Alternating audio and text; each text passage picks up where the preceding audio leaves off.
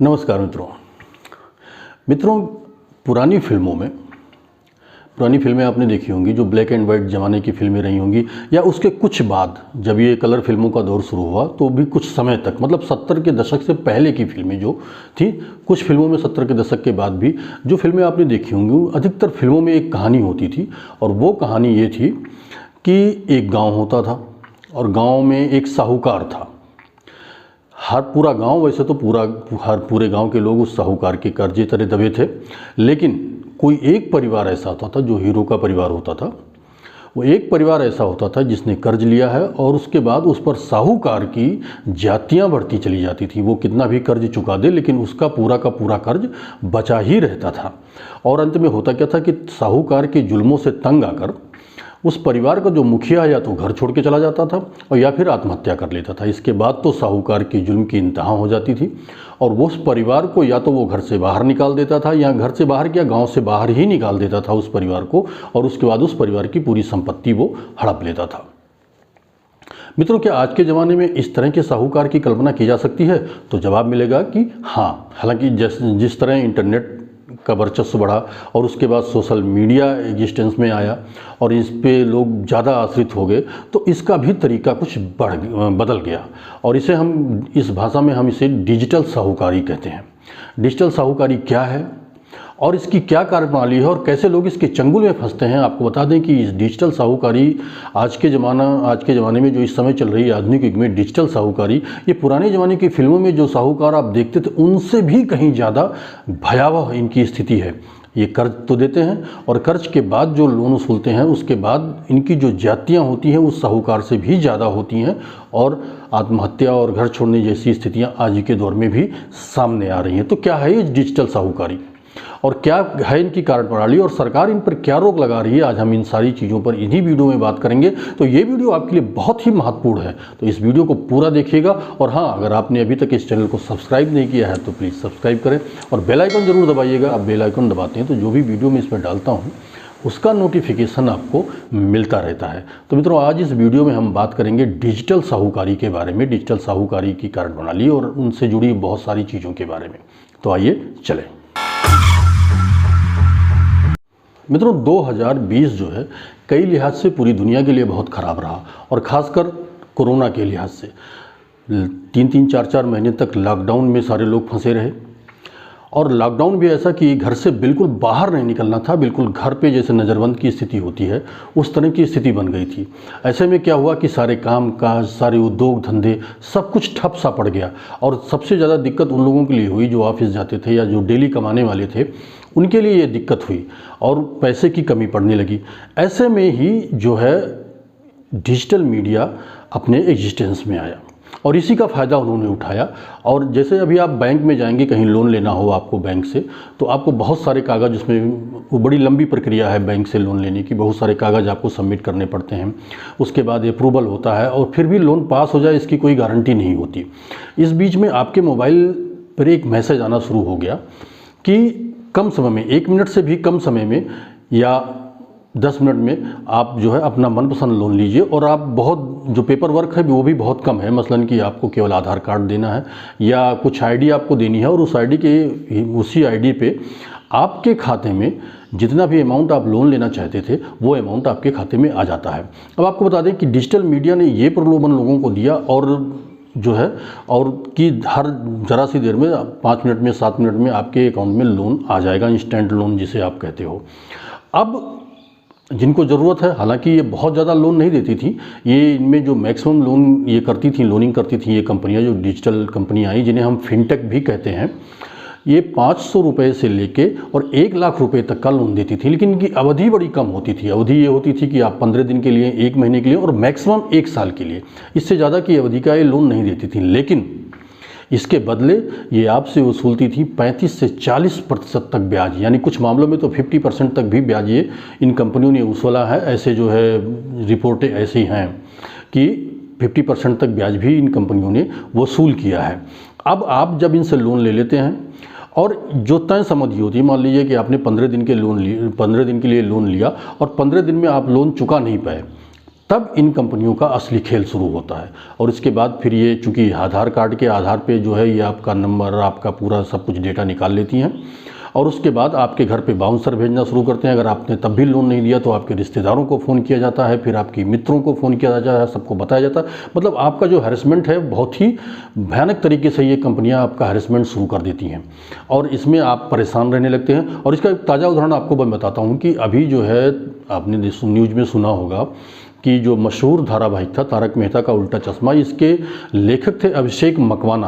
अभिषेक मकवाना ने 1 लाख रुपए इन कंपनियों से लोन लिया था और समय पर नहीं चुका पाए तो इन कंपनियों ने उनको इतना हरास किया, इतना हरासमेंट उनका किया कि अभिषेक मकवाना को आत्महत्या करना पड़ा।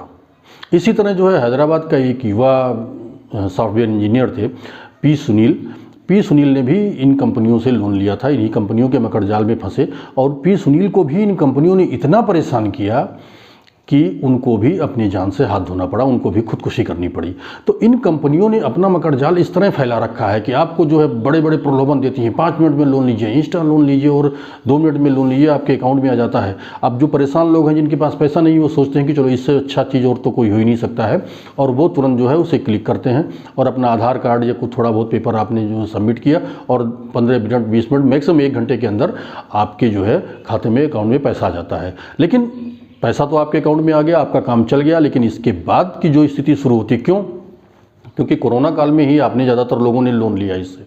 अब कोरोना काल में हुआ ये कि कामकाज तो सारा बंद था, अब आपने 1 महीने या 2 महीने के लोन ले लिया, क्योंकि ये पहले जो दिखाती हैं वो यही कहती हैं कि 1 महीने या 2 महीने के लिए आपको हम लोन दे रहे हैं। अब 2 महीने के बाद लॉकडाउन नहीं खुला तो आपके पास पैसा कहाँ से आ जाएगा? मतलब आप जो है लोन चुकाने की स्थिति में नहीं आते हैं और जब आप लोन चुकाने की स्थिति में नहीं आते हैं तो फिर क्या होता है, इन कंपनियों का असली खेल शुरू हो जाता है और फिर ये आपसे जो है मनमाना तरीके से व्यवहार करना शुरू कर देती हैं। तो इन कंपनियों ने जो है बहुत तेज़ी के, और ख़ास बात आपको बता दें कि इन कंपनियों में सबसे ज़्यादा जो कंपनियां हैं वो चाइना की हैं। मतलब इसे भी आप चाइना का एक बहुत ही सोची समझी रणनीति के तहत खेला गया बहुत ही भयावह खेल कह सकते हैं। पहले उसने कोरोना के मकड़जाल में पूरे दुनिया को फंसाया और उसके बाद जब सबको पता लग गया कि चाइना ने किया और चाइना पे प्रतिबंध लगने शुरू हो गए, चीन पे तरह तरह के प्रतिबंध, उनके कई ऐप प्रतिबंधित किए गए, तो उसने इस तरीके से अपने कई देशों में घुसपैठ बनाने की कोशिश की, खासकर भारत में। और भारत में आपकी जानकारी के लिए बता दूं कि ऐसी 500 से भी ज़्यादा कंपनियां जो है कार्यरत हो गई थी इसी 4-5 महीनों के अंतराल पे, जो आपको इंस्टा लोन का ऑफ़र कर रही थी।